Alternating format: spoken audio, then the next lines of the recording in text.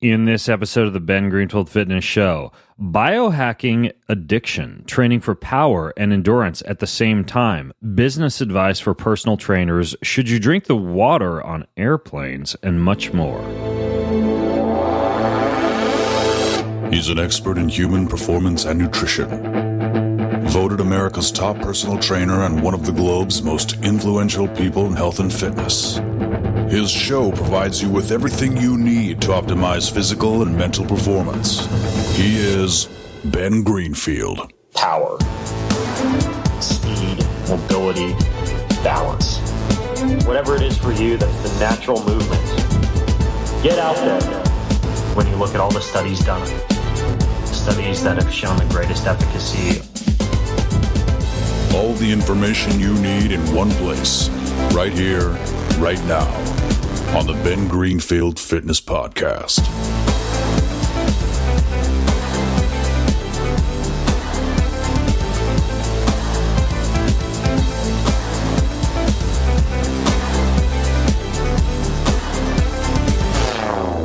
Brock, I'm sore, and today it's not from swinging the kettlebells. Oh, are you usually sore from swinging kettlebells? Is that your usual MO? Of late. I guess, yeah, you're still training for that, the big kettlebell, not competition test, I guess it would be called. Yeah, just the RKC certification. And also it's a good way to stay in shape kind of in the off season from obstacle course racing, because there's definitely a cardiovascular training effect. But yesterday I took not all of them, but the liquid gold that I extracted from my fat down in Florida about 8 months ago, the stem cells that I got extracted from all the fat in my back. Oh, yeah. Mm-hmm. The fat that I wanted to turn into soap or candles and sell to all the Ben Greenfield fans out there. Yep. I went in and I got a digital thermography done on the musculature of my back and my hamstring, which has just been, for the past month, it's just been giving me trouble. We found 3 huge tears in my spinalis, my QL, and my psoas muscles, along with a tear of the obturator internus, which is basically like the part of the hamstring, or a section close to the hamstring that's just like nestled right up against the hole. And that's the technical term for it there. Yeah. Not the sphincter, but... Not the sphincter. The scientifically... hole. Yes. We did a platelet-rich plasma and a stem cell injection into 11 different sites all up and down my back, and I walked out feeling like I'd been to hell and back and been hit by a truck on the way to hell. So okay, I have so many questions. So this, what was it? Thermography? Yeah, it's like an ultrasound. It's really cool. I'm writing an article on it, and I'll put it at bengreenfieldfitness.com so you guys can see the videos. But what they can do is they can take the needle and they can target the specific area of tissue, like the actual fibers that are torn, by holding the thermography up. You know, it's like ultrasound. You know, it's okay. If my back were pregnant, we would be seeing the baby inside, but instead we're just seeing muscle fiber tears. And so yeah, you basically use the thermography to not only diagnose where the tears are occurring, but also to direct the needle full of stem cells or platelet-rich plasma or whatever else they're injecting in there. A little bit of dextrose too, which is called prolotherapy. So basically, I kind of take the next 5 days easy and let all this settle in and keep my fingers crossed that it heals up. What appears to have been the whole reason for the past several months, I've kind of had some issues with running and back pain and all sorts of stuff. So the good thing is that it's being fixed. The bad thing is I'm sitting right now like I'm freaking on a bed of nails. News flashes.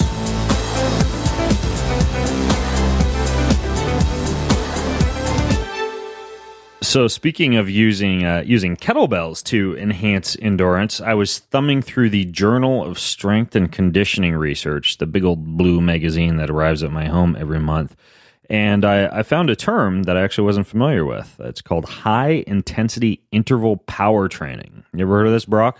No, not until I saw this study as well. Yeah, it's really interesting. They compared traditional power training, which would be, for example, a large amount of force generated over a short period of time against a relatively light load, right? So you can move a muscle as quickly as possible, let's say like a bench press, right? 10 seconds as fast as you can go with 90 seconds of recovery, and you do that 3 times through, and then you move on to like a rebound jump, 3 times through, 10 seconds as hard as you can go, 90 seconds recovery, and then maybe like a Wingate cycling protocol where it's 10 seconds as hard as you can go on the bike, and then maybe like a high pull with a barbell. So anyways, what this study wanted to determine was the efficacy of that traditional power training versus what's called high intensity power training. And in the study, what the high intensity power training looked like was it was like a circuit. So instead of what I just described, you would do like bench press as hard as you can go for 10 seconds, and then just basically long enough to walk over to the rebound jump, 10 seconds of rebound jump as hard as you can go. And then very short recovery period, 10 seconds of a high pull, and then 10 seconds of like the high intensity cycling. So you're almost doing power training as a circuit with very short recovery periods. And then once you've got to the final exercise in the circuit, that's when you would take your recovery. And it turns out that this high intensity power training caused some very significant changes in aerobic and in power performance. But the cool thing that I like about it is it allows you to squeeze a lot more work into a shorter period of time while still training for power. It appears that you don't need quite as long a rest period if you're kind of going from exercise to exercise. And in this study, they actually kind of went upper body, lower body, because they did the bench press, then they did the rebound jump, then they did the high pull, then they did the Wingate. But it seems like kind of a cool way to train if you really want to train for power, and you've got kind of like a compressed period of time to be able to do so. Mm-hmm. Yeah, and when we've seen tons of studies where you're mixing the two high intensity things and the powerlifting together, that you get all kinds of really advanced benefits, like a 500% boost in like fat burning. Yeah. All that good stuff too. So yeah, and don't get me wrong, like if you want to get as strong as possible, you need long rest periods in between sets. And if you want to get as powerful as possible and you're a power lifter and form is of the essence, then you would also want long recovery periods. But this is kind of a cool a hack, so to speak. Because did you say hat? We all love that word. Hack. Not a hat, Brock. Not a hat? Not a hat. It'd be better hat. Yes, it would. Yeah, powerlifting hat. Here, another one, same journal, same research journal, looked at hyperventilation. Literally, almost like kind of, like the Wim Hof protocol where like that kind of hyperventilation, which I heard stuff just shooting out of your nose there. Yeah, seriously, which we've talked might be N-acetylcysteine. I've been doing intranasal glutathione in the morning, so that was that sound. Shot glutathione all over the microphone. Anyways, though, we know that when you do like this Wim Hof breathwork protocol, or anytime you hyperventilate, you induce what's called respiratory alkalosis. So a net alkalotic state. Yeah, or respiratory if you're in Canada. Anyways, though, you can achieve the same thing. Like this is the theory behind how something like the supplement carnosine would work to buffer lactic acid, or using sodium bicarbonate to buffer lactic acid. There are all these different ways you can buffer lactic acid, and just being in a net alkalotic state is another way to do it. It's the same reason a lot of people start off their day with like some lemon juice or apple cider vinegar or something like that to alkalize the body. But it turns out that you can achieve a pretty significant amount of performance-enhancing alkalosis by hyperventilating prior to doing, in this case, repeated pedaling sprints on, and this was pretty tough. They did 10 seconds of 10 sets, or 10 sets of 10 seconds, like as hard as you can go on a bicycle, with 60-second recovery periods. But that's a pretty brutal workout. And what they found was that when you compare like very short hyperventilation and then kind of like longer hyperventilation and then medium Goldilocks style hyperventilation. Yeah, my favorite. Yeah, about 30 seconds. It actually has a significant effect on performance in something like hard ventilatory demanding work.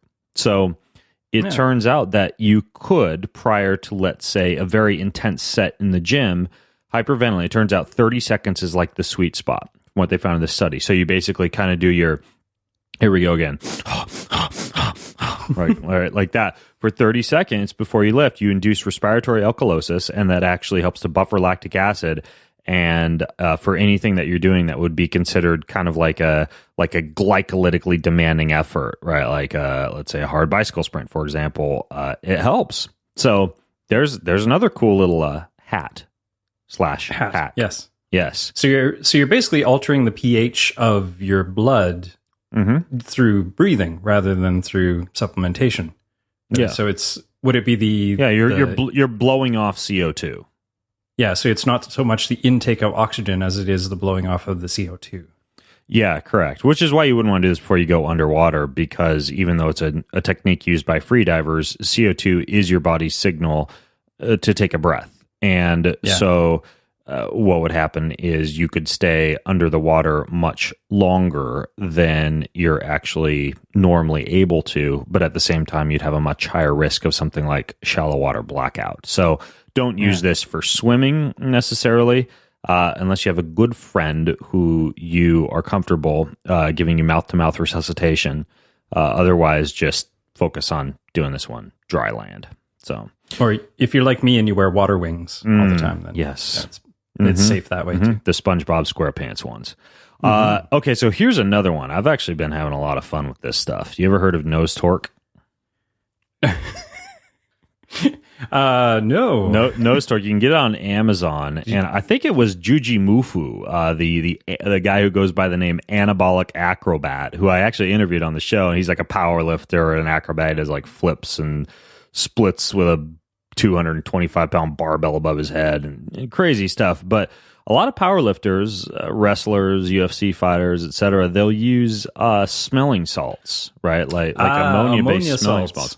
Nose torque is like smelling salts on steroids. I actually travel with it now. I've got some back behind me here in the office, and you can smell it. It's like a freaking, like, if you finished up a long day at work and you want to go do a workout and you don't feel like working out, you feel like going home to watch Netflix, this stuff will light a fire under your ass. Like, I've even used it. I've played jokes on people with it before. I had a bunch of buddies over to my house, and we just kind of pass it around to see how amped up we could get, and you sniff it and you just want to go fight somebody or have somebody punch you in the face or go like rip a 600-pound barbell off the ground. It's pretty crazy stuff. It's called nose torque. I got mine off of Amazon, but it turns out that I've been kind of like messing around with it for the past month, and then I see this study that comes out that looks at the acute effects of ammonia inhalants on strength and performance.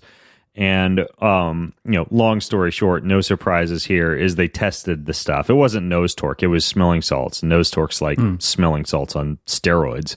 But they found a very significant stimulatory action and an increase in the rate of force development and a very high rate of force production. Specifically, what they were looking at was maximal isometric strength, which is kind of cool because one of the other things I'm into right now is this concept of about once a week having some kind of a workout where you do single sets to failure, right? So for me on Saturdays, before I take the family snowboarding, I slip downstairs and I do it's about a 20-minute long workout on this thing called a PeakFitPro. Did I talk about this in the last podcast?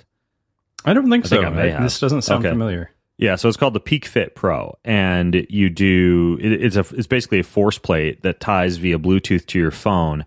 And it's got a bar on it that you can move up and down, and you just do like 5 different exercises, right? Like bench press, deadlift, squat, lat pull down, and shoulder press, let's say. I think I saw a Snapchat of you doing the deadlift one. And I was wondering if there was a force plate or some way to measure your output. Well, the Bluetooth signal from the device ties to your phone, and you can set your phone so that once you are no longer producing up to 60% of the force that you started with, the set's over and your phone beeps.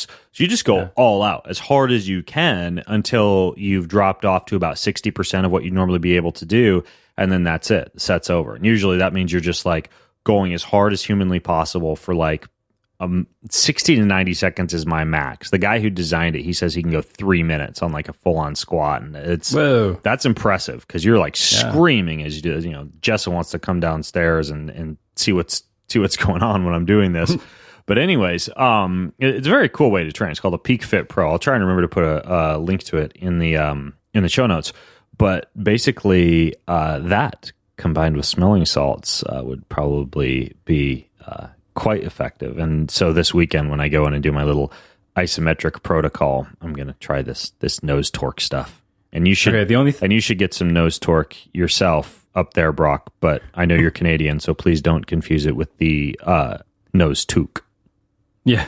Well, I have a nose toque. We all have nose toques because otherwise, I mean, your nose would freeze off. But okay, two things. It sounds like that stuff would smell like a very used kitty litter box. No, it smells like smelling salts. It smells like ammonia. Yeah, it smells like people's piss who are on a ketogenic diet smells like that. Mm-hmm. Like you shoved your nose in a ketogenic toilet bowl. There you go.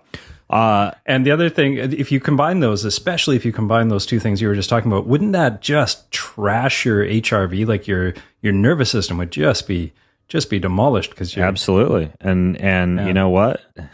Sundays are my recovery day, or like Sundays are the day I freaking like fast and meditate and do yoga. So I have that thing on Saturday, and after that I go snowboarding, and the rest of the next 24, 48 hours I'm not doing much. So my HRV has plenty of time to compensate and engage in a fitness response. So I'm not too worried. Okay. So you kids out there, make sure you heed that warning. Heed that warning. Don't overtrain with single sets to failure. And then finally, kind of interesting study that looked at passive heating. Passive heating, meaning like that hot bath that you might go take where you're sweating in the bath, or like a long sauna session. And I know, maybe I'm the only one, but sometimes I'll sit in like a hot, like a magnesium salts bath that you'll do for soreness sometimes.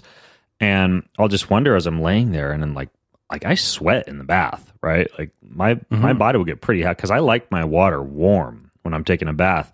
And I've wondered, like, what kind of training effect am I like? Is there some kind of like beneficial metabolic effect that goes above and beyond just me absorbing magnesium salts into my muscles for soreness? And it turns out that they actually looked at 60 minutes of warm water immersion, similar to taking a bath in this study, and they compared it. Specifically, the metabolic response, like the drop in blood glucose, to doing that. They compared it to cycling, like 60 minutes of moderate cycling, which is not super easy. So we're not talking about like super aerobic passive cycling, but like kind of jamming on a bike for an hour, like time trial kind of effort. Right. Well, yeah, maybe not time trial, but yeah, time trial would be like moderate to high. This was moderate, but still, like more than just riding your bicycle around Central Park or whatever. And what they found again was that the effect on the ability to be able to lower blood glucose levels was significant. And of course we could probably throw sauna into this as well. And they attribute the improvement in cardiometabolic health from what they call passive heating to the expression of these heat shock proteins, which somehow ties into not only a drop in inflammatory cytokines, but also an improvement in the ability to be able to lower blood glucose. So it turns out that it's kind of a metabolic strategy.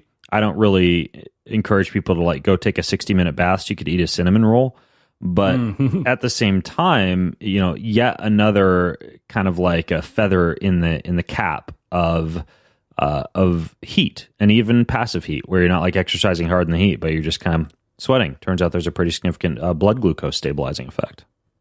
So all you lazy butts out there who don't want to ride your bike for 60 minutes, you can go sit on your sweaty butt in a sauna instead. Mm-hmm. Special announcements.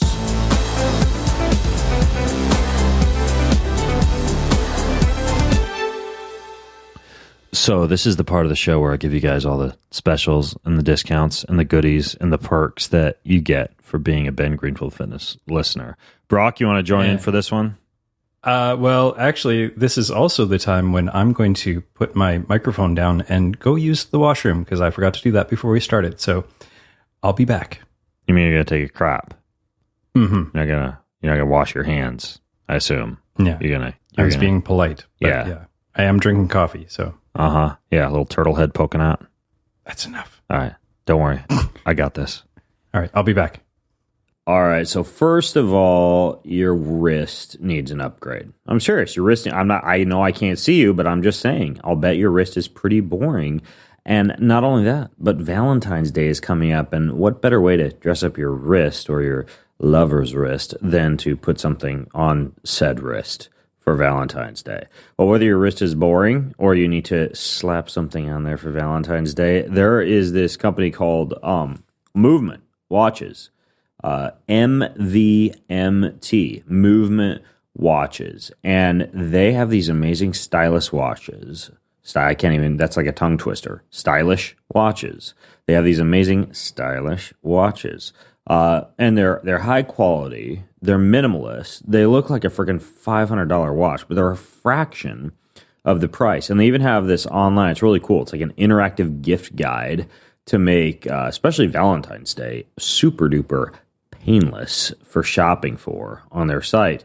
But they've also got bracelets, they've got sunglasses, limited edition gift boxes. It's amazing.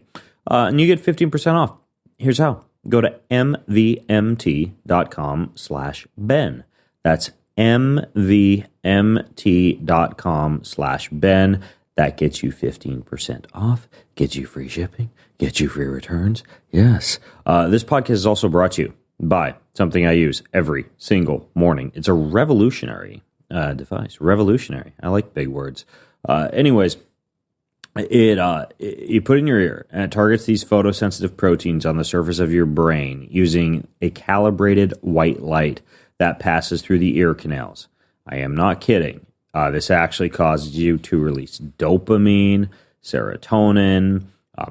It causes you to release melatonin later on when you want to sleep at night. So it's perfect for jet lag. It's perfect for this seasonal affective disorder, mental alertness, you name it. You can do anything with this. You can definitely operate heavy machinery with it. So it gives you a full daily dosage of sunlight in your ears in just 12 minutes of use each day. There you have it. You get 20% off this thing. It's called a HumanCharger.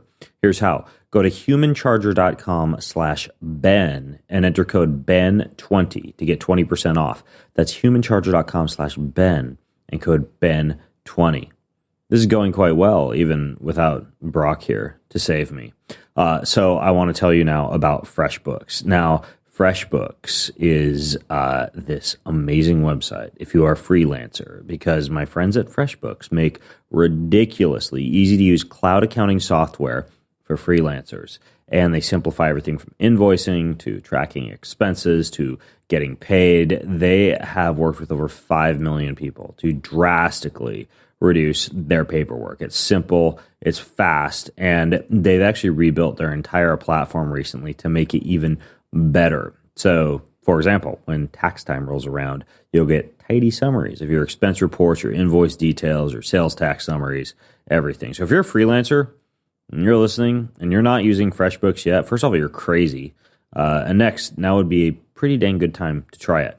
And you now get a 30-day unrestricted free trial. And to claim that 30-day unrestricted free trial to FreshBooks, go to freshbooks.com/Ben. Freshbooks.com/Ben. Enter code Ben Greenfield Fitness in the How Did You Hear About Us section, or Ben Greenfield. Either one works. And that way you get automatic access to that 30-day unrestricted free trial. Did I mention it was unrestricted? Check out FreshBooks. Finally, this podcast is brought to you by HealthIQ. HealthIQ is pretty cool. They use science and they use data to get you a low rate on health insurance if you're a healthy person. And you're a healthy person, right? Runners, cyclists, strength trainers, healthy eaters, you name it. 56% of their customers save between 4 and 33% on their life insurance. And they do so because they go to bat for you. They actually negotiate lower rates on life insurance for health-conscious people. And it's very, very simple for you to get in on and to learn more and to get a free quote. And all you need to do is you go to healthiq.com/Ben. That's healthiq.com/Ben HumanCharger.com/Ben. You go there, you answer a simple quiz, boom, done, and you'll be on your way to saving a lot on life insurance. There you have it. Listener Q&A.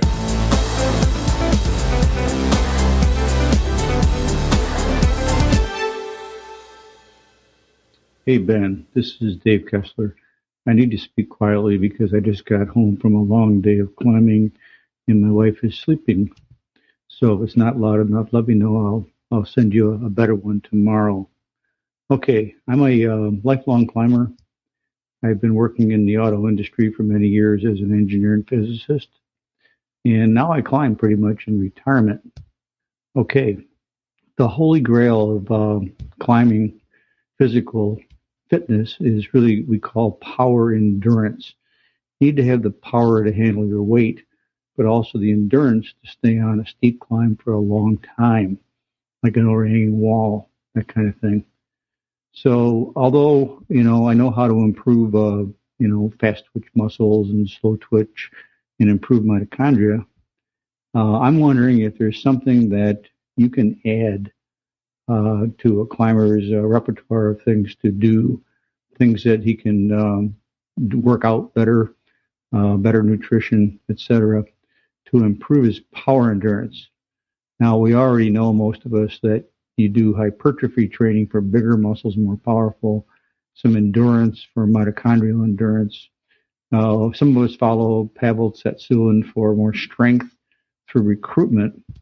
But since I've been a fan of yours for some time and recognize that you've got a very broad scope in these areas, perhaps you could think of it in terms of power endurance as I've defined it, and let me know what you might consider some new activities and new dietary measures that we could use to improve our power endurance and thereby improve our climbing.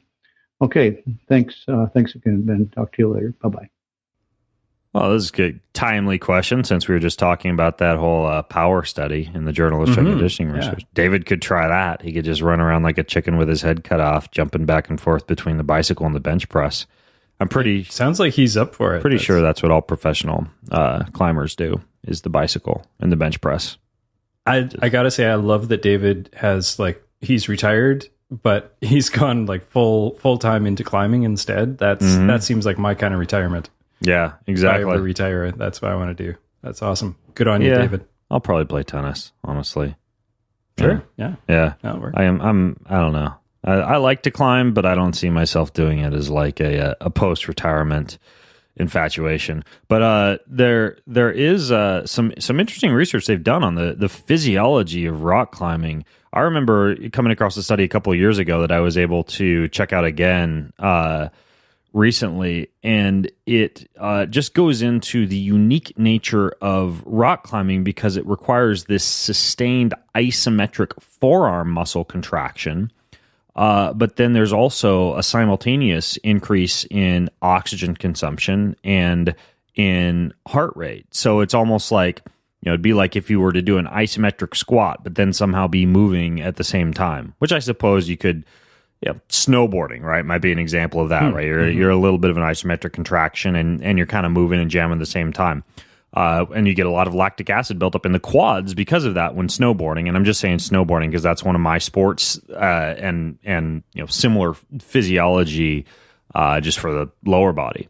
And with climbing, what they have found is because of this, a very significant requirement, not necessarily for VO2 max, but for lactic acid tolerance.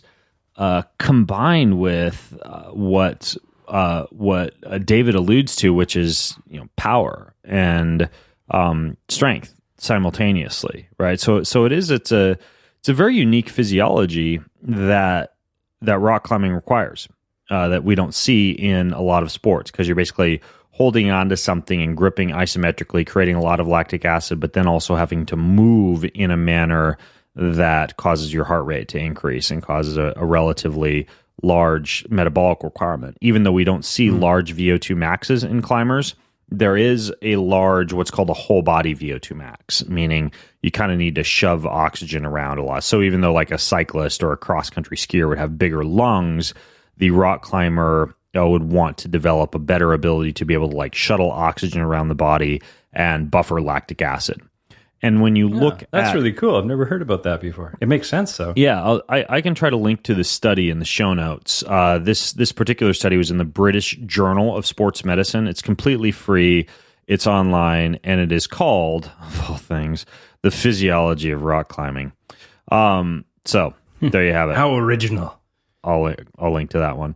And nice. When you look at rock climbing protocols or workouts, you do see this term power endurance thrown around, which kind of refers to this fact that you have to develop the ability to be able to tolerate lactic acid while still engaging in efforts that kind of force you to create large amounts of force in short periods of time, like, leaping up to grab the next handhold, for example. And it sounds like David kind of has his head wrapped around the training protocol for something like this.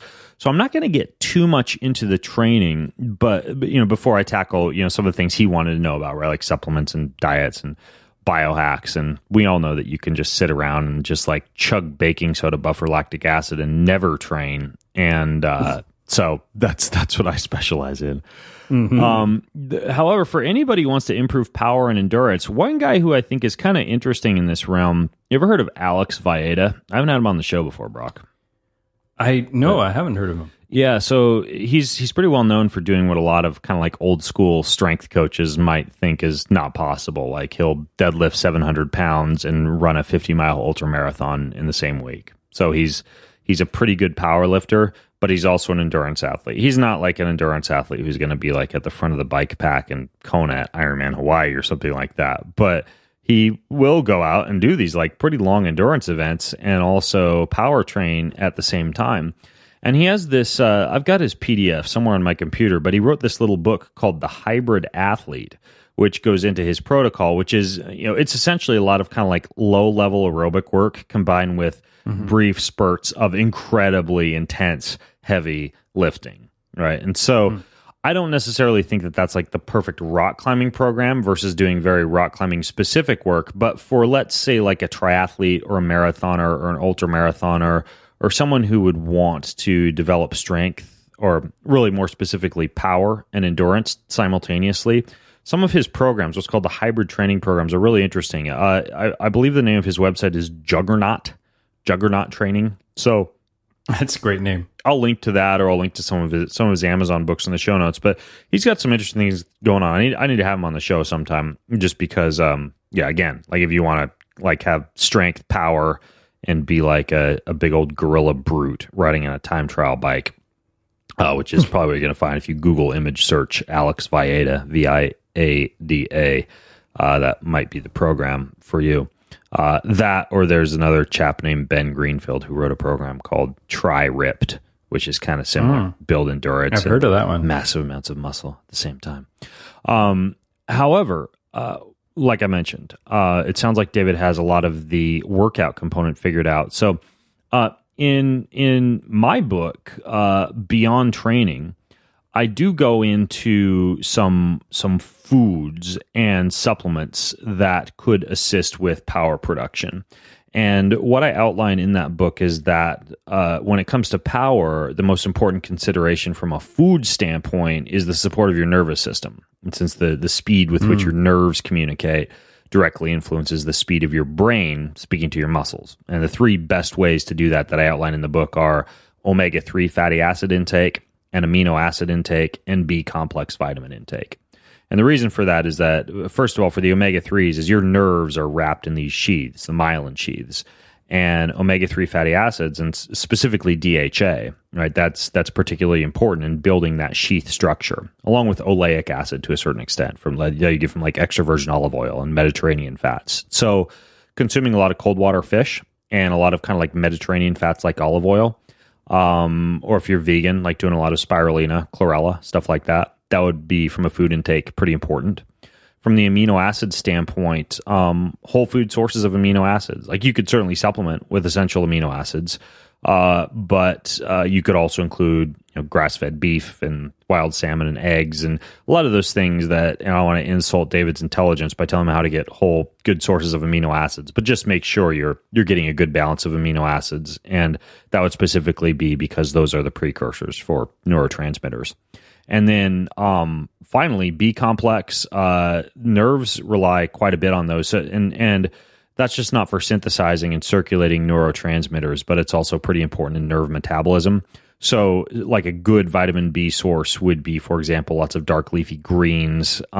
Beets are actually really good, which is nice also because those can provide for good blood flow, which could help buffer some of the lactic acid. And you even find decent sources of B12 in organ meats, right? Like calf's liver is a really great example.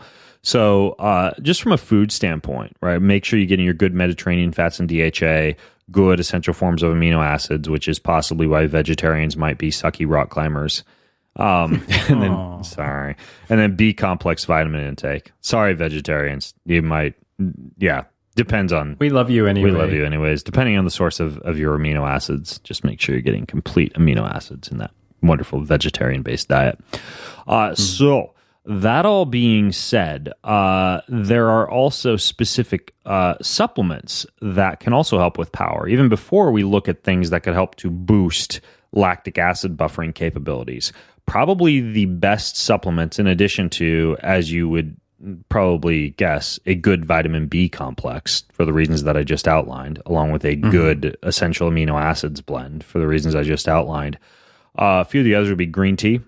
Green tea appears to be one of those things that really elevates neuronal activity. And so just like, you could even just like slip some matcha into your Nalgene when you're climbing, right? So green tea extract and like good dense sources of green tea. L-tyrosine is another one, and L-tyrosine is a naturally occurring amino acid, but it's the precursor to the neurotransmitter adrenaline. And so it not only gives you a little bit of a handy boost prior to a power workout, but L-tyrosine appears to protect neurons from free radical-based oxidation. And so for power, that would be an especially important amino acid to include. And the dosage of that would be about 1 to 2 grams, like 30 to 60 minutes prior to a big climb.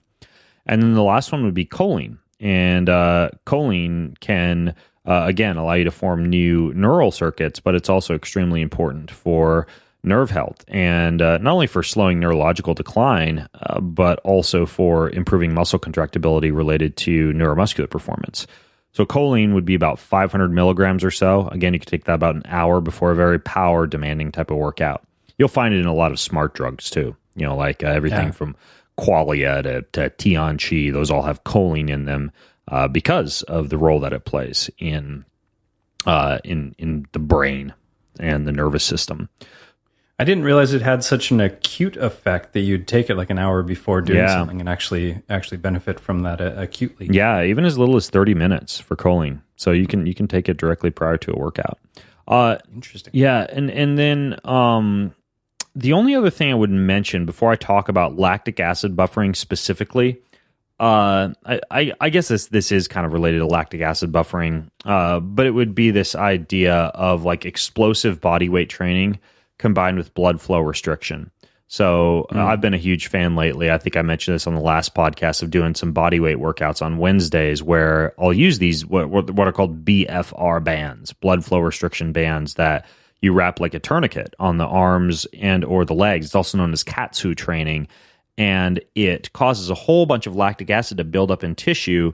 Usually you do like a body weight workout or some kind of like a lighter weight workout with the tourniquets applied.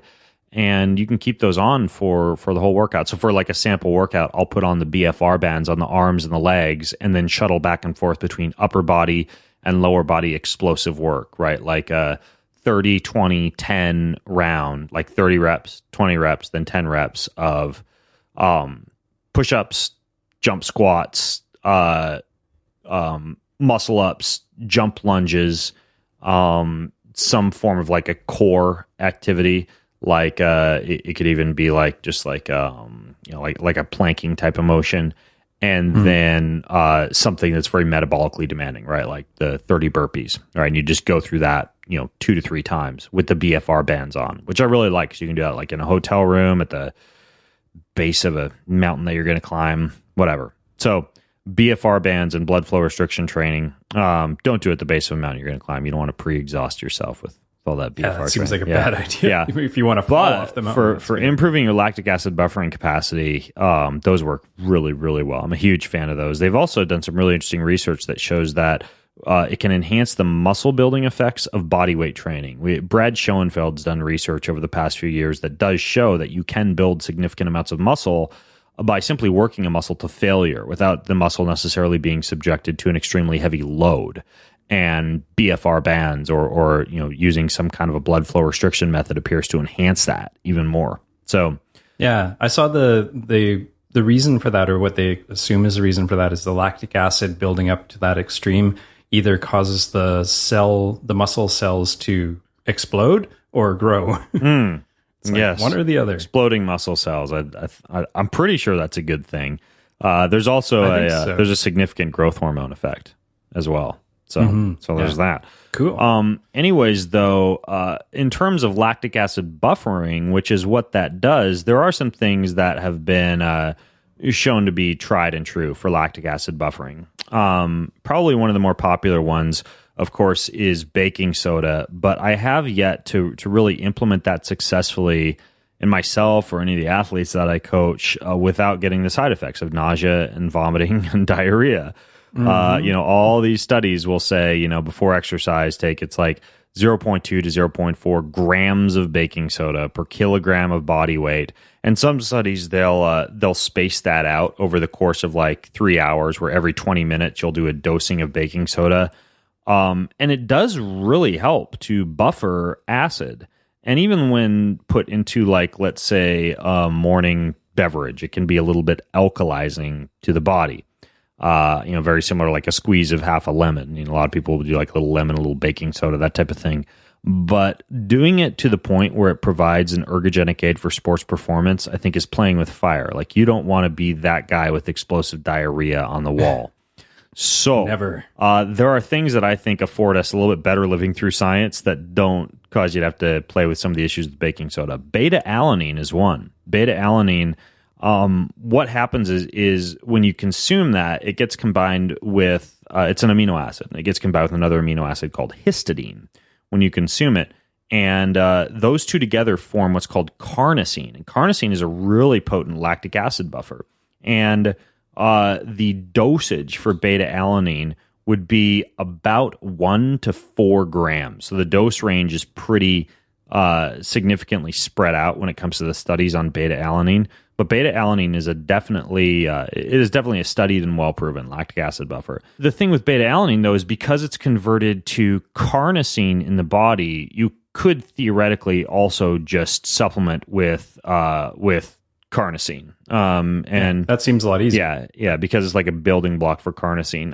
I'm pretty sure beta-alanine is a little less expensive than carnosine, and if it's going to get converted anyways, there's kind of like that thought. But I've personally used beta-alanine, and I found that to be pretty effective. I haven't used carnosine too much. Usually you're going to find carnosine as like a carnitine or L-carnitine. And you'll see it a lot lower, by the way, and sorry to throw you guys under the bus again, in vegans or vegetarians, carnosine. So either carnosine or beta-alanine. Those are two examples. Cool. And then I did a podcast with this guy named Craig Dinkle, who's like he's a former competitive swimmer. He is a guy who competes at altitude, and he went into... Didn't he have a lovely Scottish accent as well? No, you're thinking of someone else. No, he's Crap. full on... Sorry, Craig. Full on American. He talked about citrulline, though. And citrulline is actually a very well-documented vasodilator, and we find it in like watermelon. That's why watermelon juice or watermelon powder, or even just like, eating watermelon is something that you'll find bodybuilders doing to get a bigger pump. It's also great before like sex or before a workout. But don't you have to eat like 3 watermelons to get an efficacious it's kind of like beets. Like, you'd want to go with like a beet powder or a beet juice to really get like an ergogenic dose. Unless you really like the watermelon bloat or red pee and poo from the beets. You want to slosh around while you're having sex. Right. You're the watermelon in your or gut. climbing with 2 pounds of watermelon in your stomach. Anyways, though, that was a great sound effect, by the way, Brock. Belly full of water. Your belly full of watermelon sex. Anyways, though, so L-citrulline is the component in a watermelon that causes that vasodilation to occur, and that can actually help out quite a bit with lactic acid buffering as well. So that would be one. And then when you look at some studies that have been done on L-citrulline, when it's combined with something called malic acid, which is part of it's part of your Krebs cycle, right? That's the cycle in your body that converts food into energy and water for the body.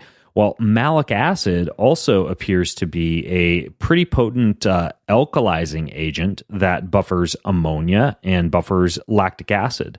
So kind of like stacking malic acid with L-citrulline. And that's actually, the reason Craig and I were talking about this was he actually has a supplement called Oxia, and it's basically like citrulline, it's malic acid, and then he's got some cordyceps in there, right, for like better performance at altitude. But that's a good example of just like if you want like a done-for-you supplement that would be a pretty decent and unique blend of lactic acid buffering compounds. That one's called Oxia, Oxcia.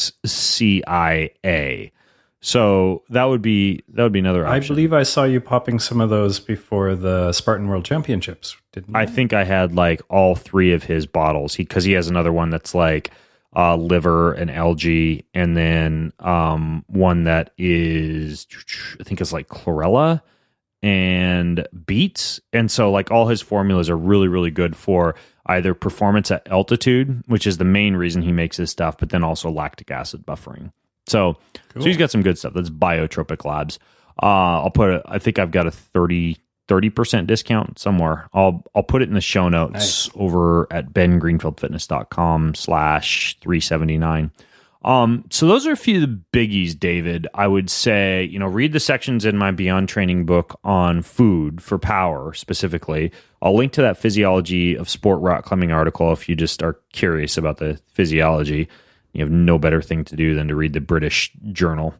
And then I will also put a link to some of the Alex Vaeda's Juggernaut training stuff and the BFR bands, and then some of these supplements that I've talked about that can help to buffer lactic acid. If you fall off of a wall anywhere in the world, we take no responsibility for anything that has occurred, especially if it has anything to do with a giant watermelon in your stomach or explosive diarrhea. Hey, Ben. Question for your podcast. Do you have any tips when it comes to breaking addictions? I mean, like behavioral addictions like gambling or substance abuse. Any tips or information that you have would be great. Thanks. Are you addicted to anything, Brock? Yeah, I'd say so. Yeah. I'm trying to think of what I guess.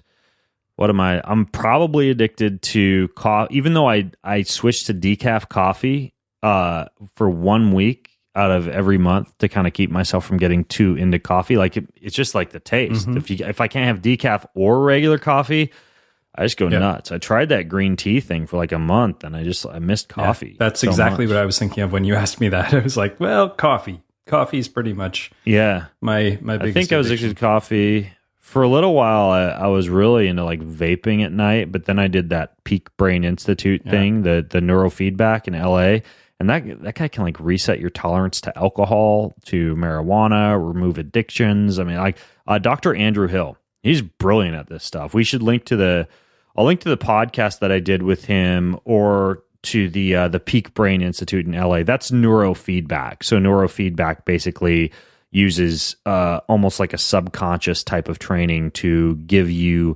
brain a little slap on the wrist when it errs into areas of brainwave production that you wouldn't want to be in. And in many cases, brainwave ratio abnormalities are related to addictive behavior. So neurofeedback, and specifically going to a professional neurofeedback practitioner like that, I think he's got a clinic in LA. I know he's got a clinic in LA because that's one I went to. San Diego it's not something you can just like pop on and do online. But neurofeedback, I'd certainly look into. Yeah, that would be a big one. Neurofeedback. I did it in just outside of Seattle, though, and it's interesting. You said that it was a slap on the wrist for the wrong kind of brain waves. The one that I was doing was actually the opposite. It was a reward for the right kind of brain waves. Yeah, it's that too. I've done that too. It's kind of both, right? Because, for example, in the game that I played the most, my spaceship that I would fly with my brain would stop flying, and the music would stop, and the ignition would stop coming out of the back of the spaceship if I aired into, let's say, excess stressful beta brainwave production. But then as soon as I got into the right type of brainwave production, like better alpha, for example, the spaceship would not only start flying again, but I would start to collect these little like rewards and jewels that were in the path of the spaceship. So I got a really cool image of my own brain and some lovely music playing whenever I'd hit alpha. It was very, very soothing and rewarding. That's awesome. Cool stuff. But yeah, that's a great thing for addiction. Yeah, what we in first world countries do when we're bored, sit in front of computers and fly spaceships with our brains. Anyways, though, so there are a few other things, though.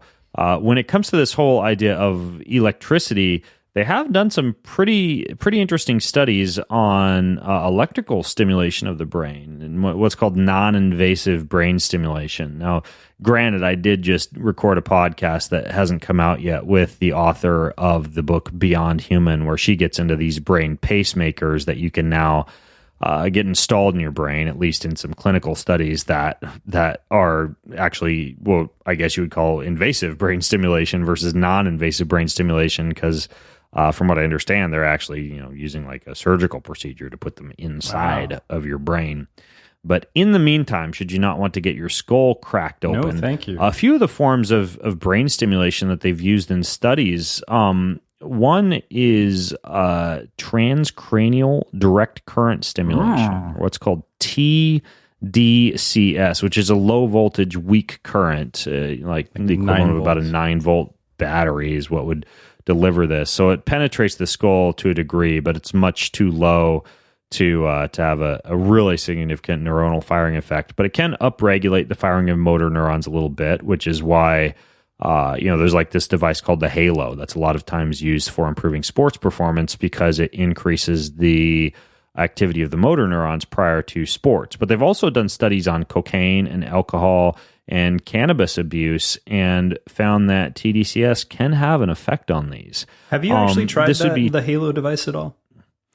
Well, not for like, see, I was thinking about perhaps putting it on and trying it when I know I'm going to be craving something, or when, I suppose I could like get up in the morning and put it on and see if I'm able to better overcome my craving for a cup of coffee, that type of thing. I don't know if anybody listening in has. I've really only used it for work, and it's fantastic for workouts. Oh, you find it works? Like it makes you feel like a freaking, oh my gosh, for workouts. Huh. It's like cheating. Yeah, I mean, I should combine that with the nose torque actually for my next isometric set. But yeah, I mean, it really works very, very well for workouts. The TDCS used in these studies, I believe it's been clinically overseen by scientists in white lab coats, and not necessarily a home TDCS device designed to look like Beats by Dr. Dre. But you could try it. Because you can buy this thing for your home. Yeah. I mean, if it doesn't work out, at least you've got a great little exercise tool. The reason that I asked about that, the reason I brought it up is I actually have a little bit of insider hockey information here, although it's not hockey related. Our buddy Alex Hutchinson, I was editing another piece of audio a little while ago with him talking about how the Halo device actually sort of gets it wrong because it's passing the current from one part of the brain to the other part of the brain, where like something more efficacious would be to pass current through the brain and then through the shoulder or something like that. So you're actually getting a throughput rather than a sort of arcing. That's interesting. I assume that if you're stimulating motor neurons, you're going to have that effect anyways. Yeah. But I could be wrong. I'd love to see what is he like writing an article on this? Or? I think it's in his book that's coming out in February called Endure. All right. Well, we digress. We totally do, but I love that you tried it and you actually felt a benefit. Cool. Oh, a ton. Yeah, I still use it every week. It's sitting right back behind me on my desk. I like it because I can just like jam on a bike to warm up and go do my workout. Yeah. Okay. Anyway, could be placebo, but I mean, placebo is a good thing. Yeah. So there's also transcranial magnetic stimulation, deep brain stimulation.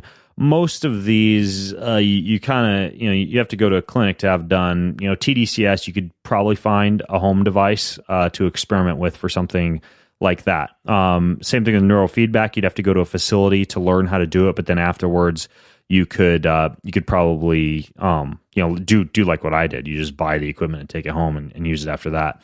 The only other form of brain stimulation that I would think about was there's this device called the Circadia, and it was designed for sleep by a company called Fisher Wallace, but it causes a pretty massive dump of dopamine into your brain when you put it on. It's like one pad goes on one side of your head, the other pad goes on the other side of your head. You dip the pads in water before you put them on, and it's kind of like one flew over the cuckoo's nest, right? You're essentially shocking yourself into a state of submission. What, you turn into Jack Nicholson and start twitching, start leering at people.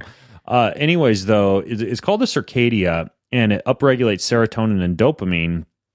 And because the mechanism of addiction is a lot of times reliant upon you craving the dopamine release that you would get from a specific substance, this would be another thing very related to a lot of the brain stimulation or electrical studies that they've done on people. So, if you were going for a home device, I would say you could try the Halo for TDCS, or you could try the Circadia for brain stimulation for dopamine, and those would be a couple of things in addition to neural feedback that you could look at from almost like a biohacking type of standpoint. Yeah.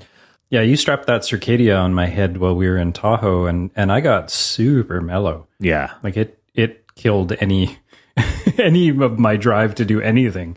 Never mind to go out and get drunk or something. Yeah, you just laid on the couch and ate Doritos and watched Family Guy the rest of the day. It's horrible. That was from something else. It's actually really, really good for sleeping and for naps, or if you wake up during the night. So I did interview the folks that designed it, but yeah, it's called the Circadia. I'll link to it in the show notes over at bengreenfieldfitness.com/379. A couple other things I would look into though. First of all, there is a substance called a mucuna pruriens, which is basically something that would be used to rebuild dopamine production. And you can actually just buy this off of, for example, Amazon. And mucuna pruriens it's a plant, and it contains L-dopa, which is a naturally produced amino acid that turns into dopamine in the brain. And anytime that you want to enhance an experience like sex or eating, or anytime you want to reduce your drive to consume a certain substance because the dopamine that you're craving from that substance has already been provided by something like mucuna, this is something that could come in handy. And the dosage is somewhere in the range of 100 to 500 milligrams. I'd start with about 100 milligrams. You could always increase that if you want to, but it's got a very pleasant kind of effect. Anything that causes you to release dopamine, whether it be, LSD or mucuna, I would be careful with, because you don't want to necessarily become dependent on it to produce dopamine. But from just like an over-the-counter supplement standpoint, mucuna is one that I would certainly look into. And then, speak of the devil, we get into the realm of psychedelics and the fascinating amount of research that's been done on the use of psychedelics for addiction. Psilocybin is probably the one that's been on the tongues of most people of late, based on the research at Johns Hopkins University that has tested its ability to stop nicotine addiction specifically, and some other studies are going on that are looking at it for removing dependence on opioids. And alcohol too. I saw some on alcohol. Oh, I didn't know that. Well. Interesting. Yeah. Oh, mushrooms are far more dangerous than alcohol. Far more dangerous than alcohol. Be careful with that. I'm kidding. Anyways, what? Psilocybin, it appears to be somewhat safe. I interviewed Dr. Anthony Beck, who suspected that it may have some kind of a deleterious impact on people who have like methylation issues, which you could test with like a genetic test. But ultimately, microdoses of psilocybin may actually be somewhat effective at addiction, and even like trip doses, like single-time trip doses, appear to, in some cases, like reboot that addiction. And so look up the research on psilocybin, the ingredient in magic mushrooms, for something like this. And LSD is another one that, when given in micro doses, we're talking like 10 to 50 micrograms in most cases, whereas a trip dose would start at about 100 micrograms or so. LSD would be another one that appears to have some potential for controlling. I know they have done studies on LSD and alcohol, but acting very similarly on some of these dopaminergic pathways to reduce reliance upon certain substances. And with LSD, there's even another form of it that you can find on the internet for far less expensively. You'd still have to use, in most cases, Bitcoin or cryptocurrency to buy any of these things that would be considered illegal. But it's called PLSD. PLSD. Very similar analog to LSD, acts very similarly. I have used it and both LSD in microdoses and found them to act somewhat similarly, although you need slightly more of the PLSD. It's also far less cost prohibitive and far easier to find without necessarily using like the dark web and a cloaked browser. You'd still need, in most cases, or every case as far as I know, cryptocurrency to actually purchase it, because most of these websites don't want to deal with payment processors and banks shutting them down for selling a potentially psychedelic substance not intended for human consumption. But either microdosing with LSD or microdosing with PLSD would be another thing that you could look into doing, along with microdosing with psilocybin. And then the big guns really for full-on addiction would be the West African psychedelic bush extract. I believe it's a bush extract called ibogaine. Mm-hmm. And the DMT. Ibogaine is like DMT. Not to overuse this analogy, but on steroids. Kind of like nose turk is like smelling salts on steroids. So a single dose of ibogaine, like a very, very large like trip dose, seems to be effective for a very long time in reversing or permanently eliminating addiction. And you can go to these clinics, for example, in Costa Rica, and you can actually go to a week-long ibogaine clinic where this is administered. And a lot of people will find great success with ibogaine when it comes to things like heroin or opiate or other substance addictions. It's also been used for alcohol, for marijuana, for tobacco, cocaine. I'm pretty sure there's a clinic in Mexico now as well. You don't even have to go all the way to Costa Rica. Yeah, there might be. A guy I interviewed on the show before, Dr. Dan Engel. He speaks quite highly of a place in Costa Rica. And I'm trying to remember the name of it. He was trying to get me to go for it. I think Anthony Esposito is the guy that runs it. It is called, because I have somewhere a note that he sent me, Iboga Wellness, IBOGA Wellness, ibogawellness.com.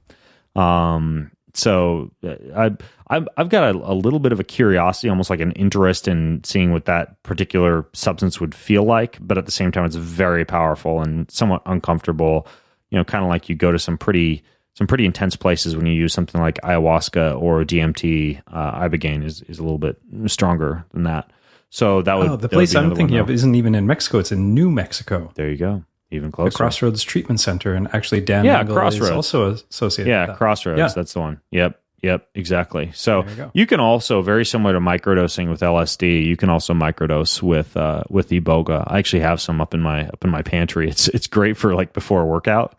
Take like 300 milligrams of Iboga, because a lot of like African tribes will use this for like whipping themselves up into a frenzy, and it only sticks with you for like 2 or 3 hours, but it kind of gives you a little bit of a perk, Iboga, if you want to just like microdose with it. But anyway, so that's the drug lecture, kids. And I'd say, Steve, hopefully some of that stuff helps you out. If you wind up addicted to LSD, psilocybin, and going nuts on ibogaine in Mexico or Costa Rica, very similar to David having explosive diarrhea or watermelon baby belly while climbing a rock, we take no responsibility for anything that happens to you or your brain after listening to this advice. Hey, Ben. I've been spending a lot of time listening to your podcast, as well as digging for any research I can find on gut health, especially inflammatory responses in the body. So I have a scenario and question for you. I work in an airline in the United States, but I won't say which, although I'm sure this is a common problem. The problem is I frequently see our aircraft are written up for maintenance because they have no functioning potable water supply for drinking water and for washing hands. The reason being is that the water tanks have built up an unacceptable level of E. coli and need to be cleaned. My question is this: is the risk of drinking from such a water supply ever worthwhile for the sake of triggering a hormetic response in the body? It seems many pilots are split between two schools of thought. On one side, the answer is absolutely not. On the other side, it is viewed as a way to prepare and build the immune system for a sort of end-of-days bacteria breakout.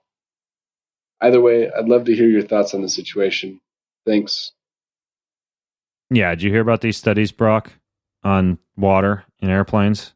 No, not the water. I heard about the studies they did on like the backs of the seats in front of you and how much bacteria is in there versus like how much is in the bathrooms. It's nasty. I mean, not that I hope anybody's like freaking like bending down in an airport bathroom and sucking water out of the tap. But even like the stuff that the stewardess walks up and down the aisle with, those plastic cups of water, I don't know if those always come out of the Fuji bottled water that they've got there in the back, or if that's false advertising and they're really just like, taking that stuff straight out of the tap of the airplane tank, which has been shown to be a pretty significant breeding ground for bacteria. I mean, they did a study in 2015 on aircraft water quality, and they found that water tanks are, quote, conducive for microbial growth, meaning that they had like a huge amount of coliform, which you're going to find in feces, and also a huge amount of, drumroll please, E. coli, which of course Alex is feces and E. coli. Alex is considering consuming for its potential hormetic purposes, and it turns out that I wouldn't drink water from a water tank on an airplane for a variety of reasons that go far beyond E. coli. Like, for example, fluoride and metals and chlorine and Lord knows what else is lining that tank that who knows when it's been cleaned.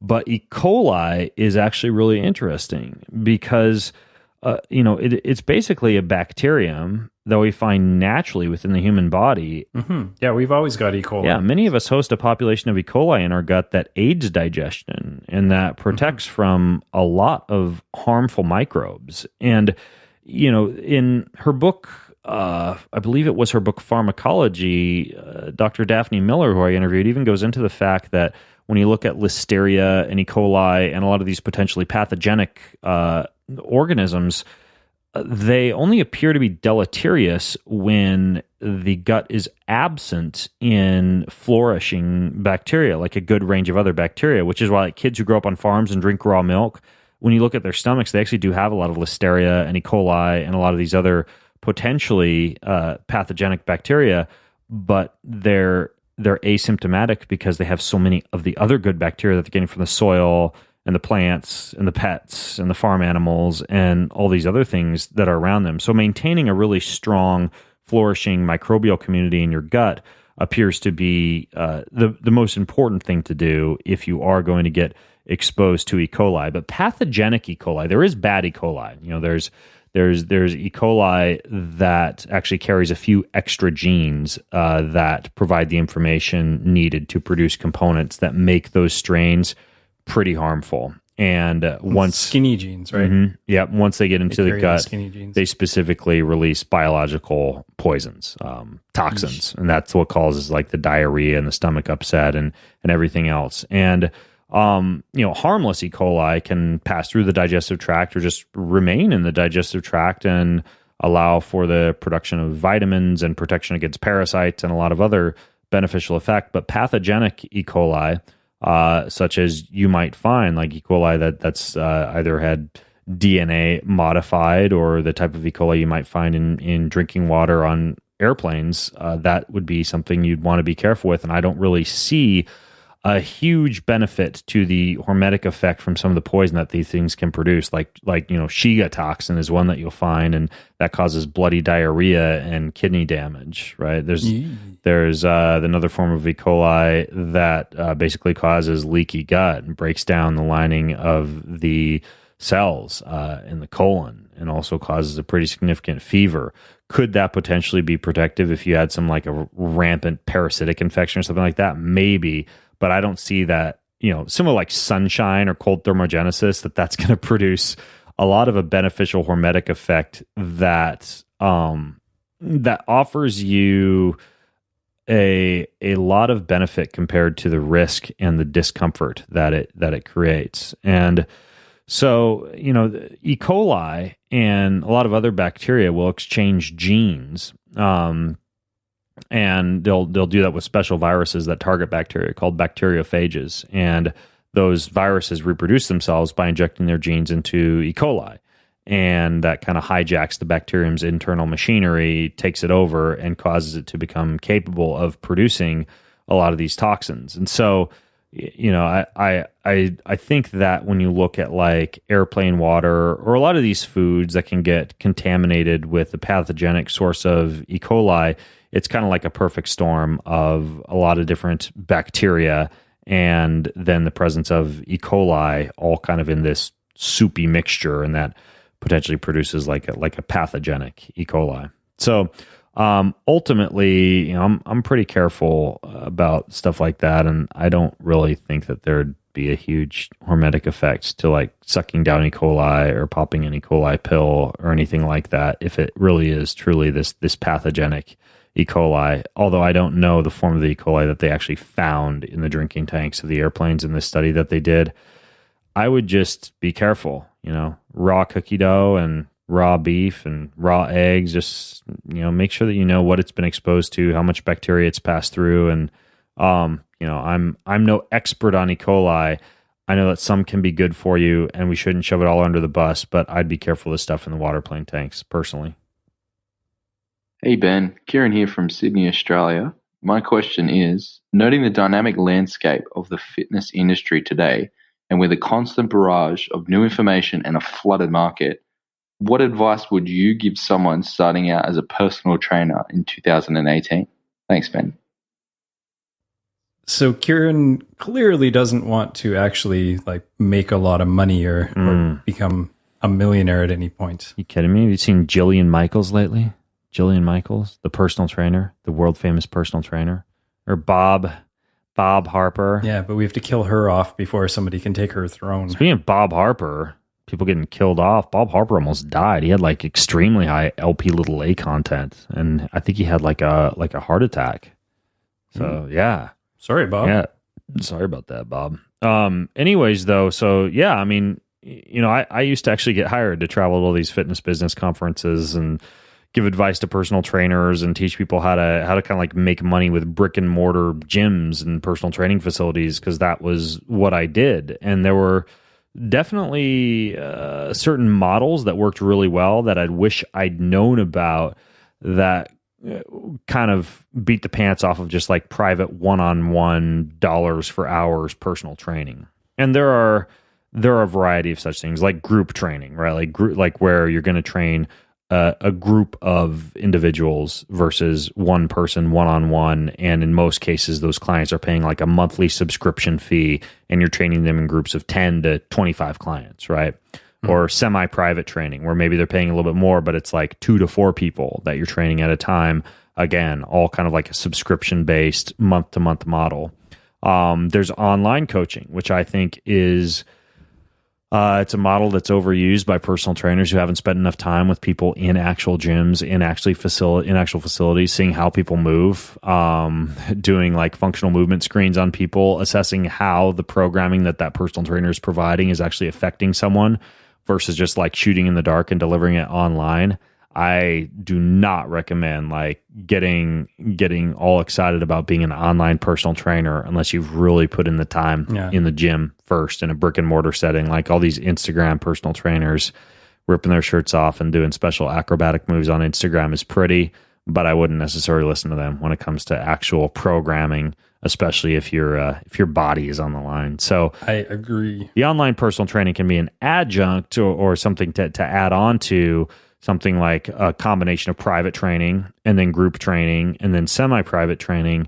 but it shouldn't be the bread and butter, mostly because you gotta be out there like actually helping people and doing it in a situation where you can physically be there seeing people move. Even myself, when I travel to seminars and conferences, I still will teach fitness classes, lead morning workouts. I'll still help people out with certain moves. I'll assess people. And that's because I still want to maintain that edge of being able to see how people move and to be able to program for them accordingly. And so just from a pure business standpoint, and I mean, I wrote a whole book on this. It's called, you could probably find it somewhere. It's called Train for Top Dollar. Super cheesy name. Oh, man. I forgot about that Way program. back in the day. I think the website still exists now. Yeah, it's still on Amazon, I think. It's called The Personal Trainer's Guide to Earning Top Dollar. That it's was like 2010. Yeah, it's like a $20 book on Amazon. It was kind of funny though. Like somebody, I was in Panama, I think, teaching at a retreat in Panama,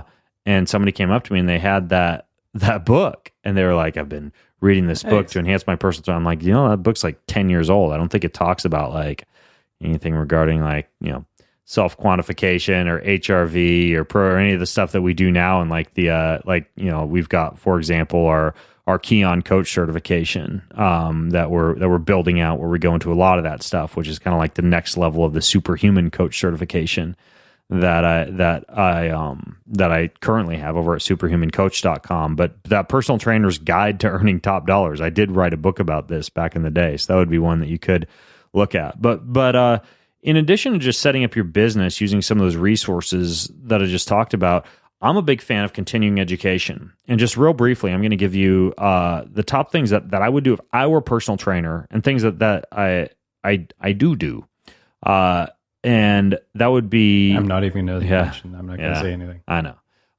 You got rid of your do earlier in this podcast, Brock, so that should be off your mind. Mm-hmm. The Examine Research Digest comes out twice a month. Great synopsis of up-to-date research in the nutrition and the fitness and the supplementation industry. I would subscribe to that. Alan Argonne's Research Review. That one also comes out about once a month. Chock full of really good research and breaking down that research, and also teaching you how to analyze the statistical power and the significance of a research study. Big fan of that. The Weston A. Price Foundation, I really like their magazine. I believe it's a quarterly, but when it comes to pretty solid nutrition and supplementation advice, I'm pretty on board with most of what they do from a nutrition standpoint.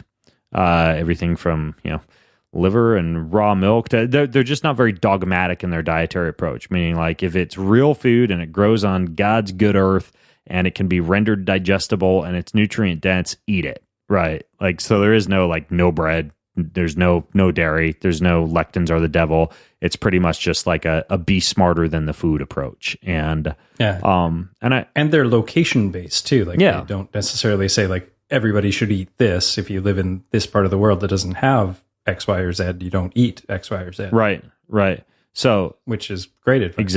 Exactly. So the Weston A. Price Foundation, I would follow them. I would get on their newsletter as well. And then in terms of CEUs, like I mentioned, go to Brock. Do you know what the URL is for people to go and get signed up to kind of like be first in line for the new coach certification that we're building out for personal trainers and docs and chiropractic physicians, et cetera, over at Keon? I don't know the exact URL, but you can easily find it from getkeon.com. Okay, so just go to get... And there's a coaching link somewhere in there. Yeah, go to getkeon.com, and we're building out a pretty robust coach certification that involves a whole bunch of my own modules and teachings, and we're upgrading the superhuman coach curriculum and kind of replacing all that with that curriculum. And so that... And we're currently taking all of Ben's chicken scratch that he wrote down on napkins and stuff and turning it into a real program. Yeah, exactly.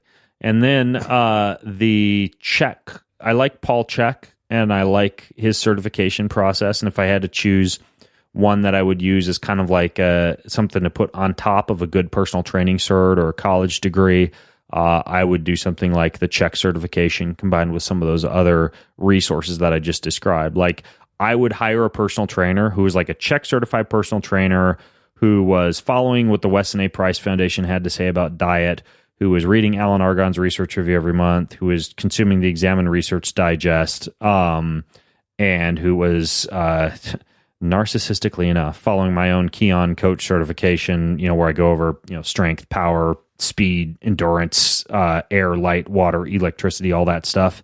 That's kind of like the full package. So Kieran, I will put links to some of these resources for you in the show notes. And yeah, that's what we'll do, man.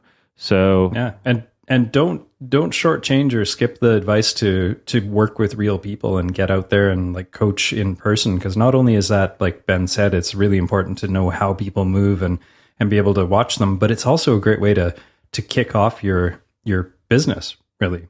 Like I used to coach like 70 or 80 people at the same time twice a week. And basically when I opened up my coaching business, I had like hundreds of people who already knew who I was. And it was a lot easier to start a business when you've already got like boots on the ground. That was actually how I got this podcast started. Was I had like 30 people that I taught a weekly triathlon training class to over in Liberty Lake, Washington. And I started sending them newsletters with the latest research. And then I was like, screw that. This is taking too long to type, so I'm going to record them videos. And then I started putting those videos up on iTunes. And then eventually I realized you got to do your hair and makeup to do a video, but you don't for audio. And so I started recording audios. And this was like 10 years ago. And that was like the Ben Greenfield Fitness podcast. That was how it started, though. It was just like supplying information to this small group of people who I was teaching triathlon training classes to. So yeah. But you had an audience. Yeah. You have to develop that audience. Yeah, that was my email list. It was 30 people, and that's like the same. I don't even know how many. I think we have like 90,000 plus people on our email list now, but it was originally just like those 30 people in Washington State. So yeah, funny how things change. Anyways, though, let's give some stuff away. Let's give some crap away, shall we? Mm-hmm. Yeah. So this is the part of the show where we give a T-shirt and a BPA-free water bottle and a sweet little Ben Greenfield Fitness beanie to the person whose review we read on this show. So if you leave us a 5-star review in iTunes, or any review that's nice or entertaining, and you hear it read on the show, then all you need to do is email gear@greenfieldfitnesssystems.com. That's gear@greenfieldfitnesssystems.com with your t-shirt size, and we will send you a handy-dandy gear pack straight to your house. Brock, this one's called 10 Steps Ahead of the Game. It's a 5-star review by Pebbelane. You want to take this one away? Pebbelane. It's kind of long in the tooth, but we'll read it anyways. Make it entertaining, Brock. Okay, yeah, it goes like this. Wow. That's it. No, I'm just kidding. I've been listening for about 2 years and just now realized that I have yet to leave a review. Slacker. An asshole. Ben is always ahead of the game. I can't thank him enough for his transparency and willingness to question conventional wisdom or any otherwise unsupported claim. He is part of the less than 1% in the industry that provides unbiased information and does not stand in his own way when uncovering the facts. With that said, I do admire when he is quick to point out the seemingly woo-woo status of a good story that ends up in a discovery of a larger sense of well-being and the other sense of enlightenment. But we are complex creatures, and we are learning crazy facts about our true nature each day, so bring it on. I was 19 when I began listening to the show and have gained so much insight and insight about life by listening on a regular basis. I feel confident about my future well-being. Thank you, and also a special little shout out to Rachel. Really missing her awesome vibes. Come visit us soon. Smoochy face. Who's Rachel? It's an emoji, smoochy face. What? Who's Rachel? Yeah. Oh, sorry, Rachel. Come on. Sorry, Rachel. Not funny. Our old podcast host, our hot Australian host, who we lost and had to replace with the ugly pooping Canadian. Anyways, though, great, ugly pooping, great review, Pebbelane. Thanks for listening. Thanks for the kind words. And for the rest of you, bengreenfieldfitness.com/379. For the rest of you suckers who didn't get a gift pack, go leave a review on iTunes. You might be able to snag one for yourself. And also spread some good karma in the process. But leave a short one, because I'll just butcher it if it gets too Brock's long. Dyslexic. Keep it short. So Ben Green, and I can say that because my wife's dyslexic. I'm allowed to make fun of dyslexic people. If someone you love has a condition, you're allowed to make fun of that condition. I think that's the rule. Anyways, though, so go to bengreenfieldfitness.com/379. That's where the show notes are. We'll stack them all up there for you. All the studies, the smelling salts, that isometric thing that I use, all the devices for biohacking addiction, all the little business advice for personal trainers, including the book I wrote like 10 years ago, all that stuff. BenGreenfieldFitness.com. The Power Endurance hat. That's right. Brock's hats. BenGreenfieldFitness.com/379. Have an amazing week. You've been listening to the Ben Greenfield Fitness Podcast. Go to BenGreenfieldFitness.com for even more cutting-edge fitness and performance advice.